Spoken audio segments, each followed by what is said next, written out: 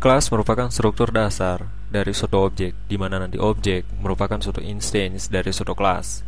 Jadi di sini pertama saya akan buka index.php, lalu saya akan save as dengan nama class.php,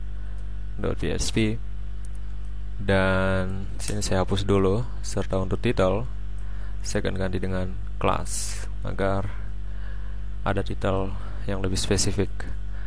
Lalu saya akan buka tag PHP di atas tag HTML. Untuk mendefinisikan suatu kelas, Anda memerlukan keyword class. Jadi ketika Anda menuliskan keyword class, PHP tahu bahwa Anda akan mendefinisikan suatu kelas. Dan untuk mendefinisikan kelas, sama aturannya dalam mendefinisikan variabel ataupun function. Jadi bisa diawali dengan underscore ataupun semua karakter alfabet. Jadi tidak termasuk untuk numerik atau karakter-karakter yang lain seperti itu. Jadi bisa diawali dengan underscore dan suatu alfabet karakter. Dan untuk sekarang misalnya saya tuliskan dengan person untuk nama kelasnya, saya akan buat di sini. Lalu setelah nama kelas diikuti dengan kurung scroll buka dan diakhiri dengan kurung scroll tutup, di mana nanti segala sesuatu yang berada di dalam kurung scroll ini merupakan properti dan metode yang bisa Anda definisikan sendiri. Dan untuk properti dan metode itu yang akan kita bicarakan nantinya. Untuk sekarang saya hanya membahas tentang kelas terlebih dahulu. Yang kedua, sebelumnya saya save dulu. Lalu jika saya ke browser, ini tidak akan menghasilkan apa-apa. Anda bisa lihat blank. Tapi kita tahu di sini ada title dengan nama kelas. Dan kelas tidak bisa didefinisikan dua kali seperti ini. Jadi jika saya kembali dan saya refresh, Anda bisa lihat fatal error di mana redeclare class person. Jadi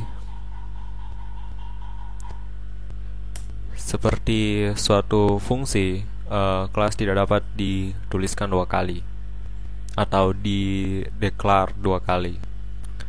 Dan ada beberapa fungsi yang dapat Anda gunakan untuk kelas. Misalnya class exist. Jadi di sini untuk class exist, parameter pertama atau argumen pertama seperti itu adalah nama kelas yang akan ditanyakan. Jadi misalnya kelas exist, dan di sini saya menggunakan ternary operation, di mana jika benar akan di print string true, jika salah di print string false. Dan jika saya save, lalu saya kembali ke browser dan saya refresh, Anda bisa lihat kelas person exist, jawabannya true. Misalnya sesuatu yang lain, misalnya animal. Tunggu, sebelumnya saya copy dulu. Dan jika saya refresh, Anda bisa lihat kelas animal exist, jawabannya false. Tetapi misalnya jika saya menggunakan seperti ini, std class, kelas yang ada di kelas std class ini, maksud saya kelas std class yang ada di sini tidak saya definisikan di file ini.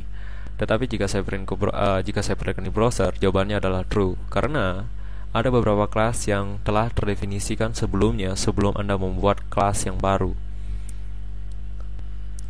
Dan untuk fungsi yang bisa digunakan yaitu getDeclared class.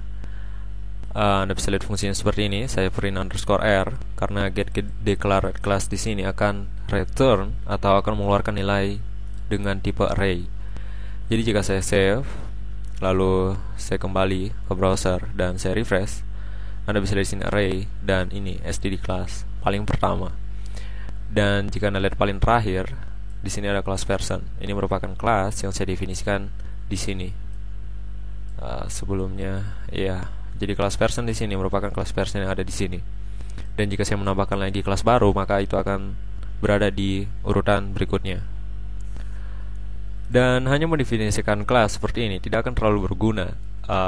Kelas dapat berguna jika Anda membuat satu objek, dan untuk objek merupakan title yang akan kita bicarakan di video berikutnya.